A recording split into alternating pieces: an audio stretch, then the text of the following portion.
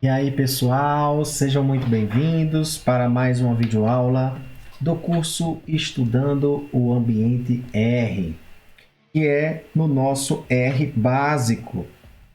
O R básico ele tem a finalidade de mostrar as principais ideias que nós temos sobre o R, que é a sua sintaxe semântica. Sejam muito bem-vindos, eu sou o Ben David. É uma satisfação imensa estar aqui com vocês. Gostaria de antecipadamente pedi-los que, gostando desse vídeo, nos deem o like, se inscrevam em nosso canal, ativem o sininho para receber outros materiais, porque vai ser um prazer compartilhar conhecimento com vocês. Para aqueles que já estão com a gente, e pedimos também para os que estão nos vendo a primeira vez, que se quiserem acompanhar o nosso curso, acessem a nossa página bendavid.github.io. Você vem aqui na opção em cursos, estudando o ambiente R, e aqui R básico. Em R básico, nós temos todos os materiais possíveis para você acompanhar. Agradecemos imensamente à Universidade, ao UFSJ, do qual estou lotado, como também o SEAC, que é o Clube de Engenharia Assistida por Computador, que vão nos emitir o certificado para que vocês possam receber e justificar, né? E ter o comprovante de todo esse curso feito com muito carinho para vocês. Vamos aqui para as nossas aulas. Vocês podem vir para essa aula 11 de hoje, que nós vamos falar sobre os arrays. E os arrays nada mais são do que matrizes multidimensionais, quando nós temos um objeto que armazena mais de uma matriz. Algo muito interessante aí para análise de dados. Queríamos enfatizar imensamente que é o nosso livro físico. O nosso livro físico, nós temos a versão do R básico dessa forma. Ele físico, ele está escrito nessa versão aqui, ele está em branco e preto. E nós temos também este daqui, ele é comercializado. Sendo comercializado, damos a recomendação de que, se tiver interesse, procure a representante comercial. O preço será mais justo. Se assim não achar interessante, não tem problema. Se não puder obter o livro físico, você tem gratuitamente a versão comercial desse livro, tá? Nas versões PDF e BookDown. Uma vez que o objetivo, de fato, é propagar conhecimento, tá? Dito isso, então, nós vamos para a nossa aulinha de hoje, falar sobre os arrays, aula 11, e vamos falar sobre esse tipo de estrutura de dado, que também não deixa de ser um vetor, hein? Então, vamos lá. Vamos ver mais algumas características.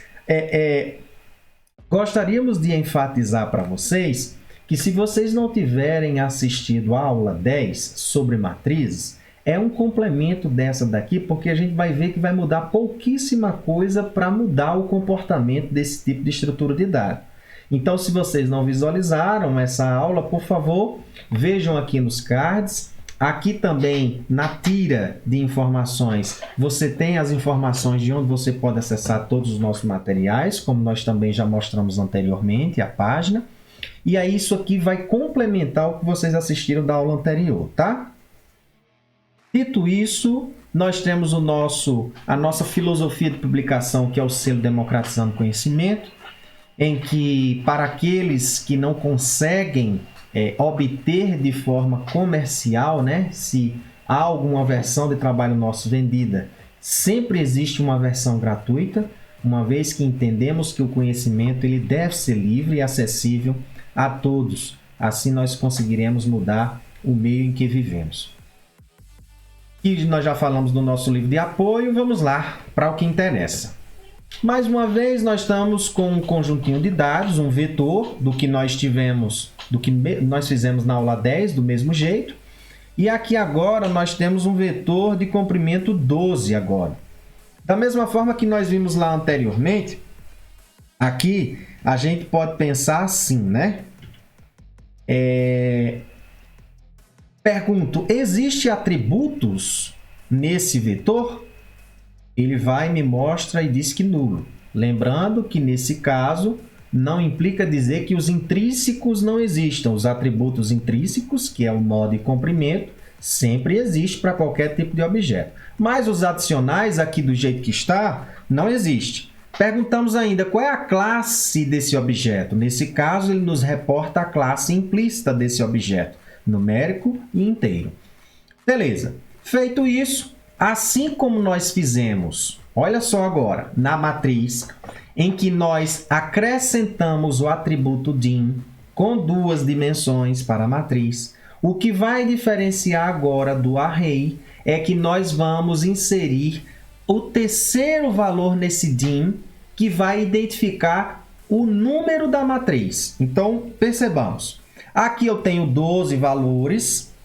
E o que é que desses 12 valores eu tenho? Eu vou colocá-los em 2 linhas e 3 colunas em uma matriz.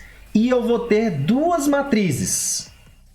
Então, nesse caso, esse terceiro valor aqui vai representar a quantidade de matrizes que nós vamos ter no nosso array. Nesse caso, então, o que é que nós temos? Nós temos uma matriz 2 por 3 e a quantidade de matrizes são 2. No caso, isso vai compor os 12 valores. Desse modo, o que foi que aconteceu? Os 6 primeiros valores entrou para a primeira matriz e os outros 6 para a segunda matriz. É simplesmente assim. Ah, David, achei assim meio que complexo criar um array dessa forma.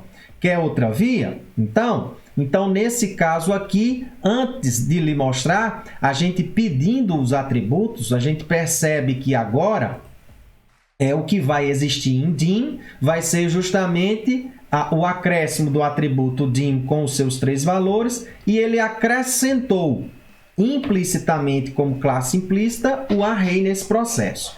Esse tipo de comportamento a gente só vai entender dentro do Estudando Ambiente R, lá no curso intermediário, que a gente vai trabalhar muito bem com esse paradigma desse paradigma da programação, que é a orientação a objetos. Agora sim, eu estou achando ruim desenvolver dessa forma um array. De que outra forma eu posso construir um array? Você pode construir usando a própria função array. Aqui nós temos justamente o vetor e aqui é justamente os valores do atributo dim. Aqui eu coloco representando as linhas, as colunas e o número de matrizes. Eu tenho de forma sintaticamente mais simples a criação de um array da mesma forma do que nós vimos anteriormente. E aí, nos perguntamos, e o sistema de indexação? Bem, o sistema de indexação nesse processo vai ser da mesma forma do que nós construímos no vetor, da matriz e agora no array, que é usando os colchetes. E usando os colchetes, o que vai diferir agora é o acréscimo de mais uma informação, que é em qual matriz eu estou olhando. Nesse caso aqui, olhando para o anterior, a pergunta que eu faço, eu quero identificar o elemento da primeira linha, na primeira coluna, na primeira matriz. Que valor é esse? É 1. Da mesma forma, quero alterar o primeiro elemento da primeira, quer alterar o elemento da primeira linha, da primeira coluna e da primeira matriz. E quero substituir por 10. Então, antes ele era 1 e agora passou a ser 10. Uma coisa que é interessante nesse sentido aqui é que veja, olha o sistema de indexação. Quando nós não identificamos qual é a linha, qual é a coluna que nós estamos querendo falar, o terceiro componente representa o quê? A matriz. Então, se eu deixo em branco, não insiro nada, o que é referente à primeira linha, à primeira coluna, apenas a identificação da matriz, ele vai me mostrar apenas a primeira matriz por completo. Assim, você pode pensar usando os 2 pontos, usando o concatenar, as oscilações que você quer visualizar, seja para a primeira linha, seja para a primeira coluna, ou seja para a matriz respectiva. Claro que aqui é algo muito simplório, não vamos ficar limitados a apenas ficar nessa videoaula para entender um pouco mais sobre os arrays, Sugerimos a leitura do capítulo 4 no livro, ainda estamos no capítulo 4, veja como é extenso esse capítulo, para que você possa complementar essas estruturas de dados que estudamos até agora, tá? Dito isso, o que a gente finaliza para vocês é que se tiver alguma sugestão, pergunta ou crítica, não deixe de entrar em contato conosco pelo nosso grupo lá do WhatsApp, se você está inscrito no curso, ou pelas vias, pela nossa página profissional, do qual você pode também entrar em contato conosco, ou pelas nossas redes sociais. Foi um prazer compartilhar conhecimento com vocês e se lembrem que o conhecimento é uma liberdade necessária. Até!